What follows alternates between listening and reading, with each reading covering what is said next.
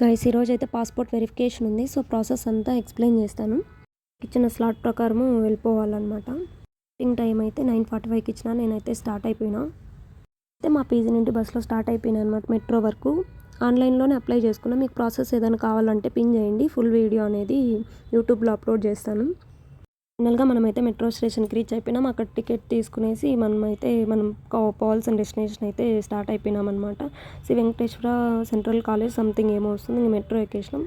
Seat అయితే లేదు, నిలబడుకొని ఉన్నాం. నేను పెద్ద ఇంట్రోవర్ట్, అసలు నాకు వీడియో తీసుకోవడానికి కూడా చాలా ఎవరు లేనప్పుడైతే నేను వీడియో తీసుకుంటాను అనమాట.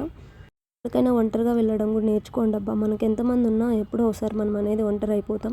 ఇంక ఫైనల్గా మనం దిగేసిన తర్వాత ర్యాపిడో బుక్ చేసుకొని వచ్చేసినాం. బస్ కోసం వెయిట్ చేసినాం కానీ లేరు. మనకి రిపోర్టింగ్ టైం 9:45కి అయితే నేను 8:30కి అంతా రీచ్ అయిపోయినా. ఆలోపే ఫుల్ జనాలు వచ్చేస్తున్నారనమాట. ఎవర్రా మీరంతా అనిపించింది నాకు వీళ్ళందరినీ చూడగానే. ప్రాసెస్ ఏంటి ఎలా అనేది నెక్స్ట్ వీడియోలో చెప్తాను. Stay tune for next.